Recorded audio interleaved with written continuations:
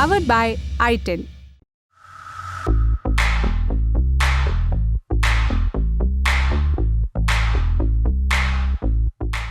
बेंगलुरु के Mahalakshmi murder case में कुछ नए खुलासे सामने आए हैं। हत्या के आरोपी के भाई ने कहा है कि एक दिन भाई ने मुझे फ़ोन किया, वो बहुत टेंशन में थे। मैंने पूछा तो बोले वो लड़की यानी महालक्ष्मी मुझे ब्लैकमेल कर रही है, मुझसे सोने की चेन और 7 लाख रुपए ले चुकी है। मुक्ति रंजन के एक कथित सुसाइड नोट की भी कुछ बातें सूत्रों के हवाले से सामने आई हैं। इसमें लिखा बताया जा रहा है कि पहले मुक्ति रंजन और महालक्ष्मी एक दूसरे से प्यार करते थे, फिर धीरे धीरे मुक्ति रंजन को लगा कि महालक्ष्मी के व्यवहार में बदलाव आ रहा है और फिर बात काफ़ी बढ़ने पर उसने महालक्ष्मी का मर्डर कर दिया। केस के बारे में संक्षेप में बता देते हैं। 20 सितंबर को बेंगलुरु के 3 मंजिला मकान में 29 साल की महालक्ष्मी की लाश टुकड़ों में मिली थी। बॉडी के कथित तौर पर 59 टुकड़े किए गए थे और उन्हें फ्रिज में रख दिया गया था। बेंगलुरु पुलिस को जिन 4 लोगों पर मर्डर का शक था उनमें मुक्ति रंजन भी शामिल था। वो महालक्ष्मी के साथ एक ही शोरूम में काम करता था। मुक्ति रंजन की तलाश शुरू की गई। 25 सितंबर को पता चला कि मुक्ति रंजन ने ओडिशा स्थित अपने गांव में सुसाइड कर लिया। पुलिस को डेड बॉडी के पास एक डायरी और कथित सुसाइड नोट मिला। इसमें मुक्ति रंजन ने महालक्ष्मी के मर्डर की बात कबूली है। अब इन्हीं दस्तावेजों और कुछ गवाहों के बयान के आधार पर मर्डर केस की जानकारियां सामने आ रही हैं। केंद्र सरकार ने 24 संसदीय समितियों का गठन कर दिया है। समिति में इस बार विपक्ष के नेताओं की मौजूदगी बढ़ी है। 24 समितियों में से 11 की कमान बीजेपी के नेताओं के हाथों में रहेगी, जबकि 9 समितियों के अध्यक्ष विपक्षी पार्टी के नेता होंगे। 4 समिति के अध्यक्ष एनडीए के सहयोगी दलों से बनाए गए हैं। समितियों की अध्यक्षता किसे मिली, पार्टीवार स्थिति जान लेते हैं। बीजेपी को 11 समितियों की अध्यक्षता मिली, कांग्रेस को 4, डीएमके को 2, टीएमसी को 2, समाजवादी पार्टी को 1, जनता दल यूनाइटेड पार्टी को 1, टीडीपी को 1, एनसीपी को 1, शिवसेना को 1। समिति में नेता प्रतिपक्ष राहुल गांधी, बीजेपी सांसद कंगना रनौत, कांग्रेस सांसद शशि थरूर और बीजेपी सांसद पहली बार के सांसद अरुण गोविल शामिल किए गए हैं। पिछली लोकसभा में संसदीय समितियों में जगह नहीं बना पाने वाली टीएमसी के भी 2 सांसद इस बार की समितियों में हैं। गृह मामलों की स्थायी समिति की कमान बीजेपी सांसद राधा मोहन अग्रवाल को सौंपी गई है। रक्षा संबंधी स्थायी समिति की जिम्मेदारी राधा मोहन सिंह के कंधों पर है।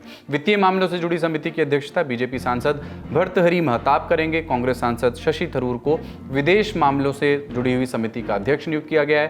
कांग्रेस सांसद राहुल गांधी को रक्षा समिति का सदस्य बनाया गया है। वहीं सांसद कंगना रनौत संचार और प्रौद्योगिकी समिति का सदस्य बनाई गई हैं। संसदीय समिति का गठन संसद करती है। इसका काम सरकार के कार्यों की निगरानी करना होता है। ये समितियां लोकसभा स्पीकर के निर्देश पर काम करती हैं और अपनी रिपोर्ट संसद या स्पीकर को सौंपती हैं। संसद की स्थायी समिति में राज्यसभा और लोकसभा के सदस्य होते हैं। अगली सुर्खी अरुणाचल प्रदेश से है। भारत और चीन के बीच एक विषय को लेकर के मतभेद सामने आए हैं। भारतीय पर्वतारोहियों की एक टीम ने अरुणाचल की एक चोटी का नाम छठे दलाई लामा त्यांगसांग ग्यात्सो के नाम पर रखने का फैसला लिया।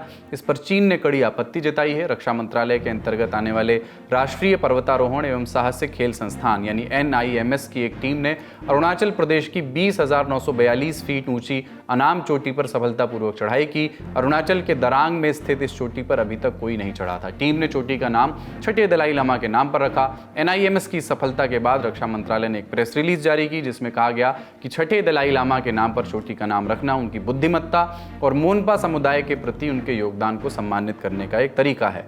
मोन तवांग क्षेत्र में जन्मे छठे दलाई लामा रिगजेन त्यांगसांग ग्यात्सो ने अरुणाचल प्रदेश के मोनपा समुदाय के लिए काफी योगदान किया है, लेकिन NIMS का ये काम चीन को पसंद नहीं आया। इस मसले को लेकर के जब चीन के विदेश मंत्रालय के प्रवक्ता लिन जियान से एक प्रेस कॉन्फ्रेंस में सवाल किया गया तो उन्होंने इसे अवैध करार दिया। उन्होंने कहा कि मैं ये खुल करके कहता हूं कि जांगनान चीन का हिस्सा है और भारत के लिए चीनी क्षेत्र में कथित अरुणाचल प्रदेश स्थापित करना अवैध और अमान्य है।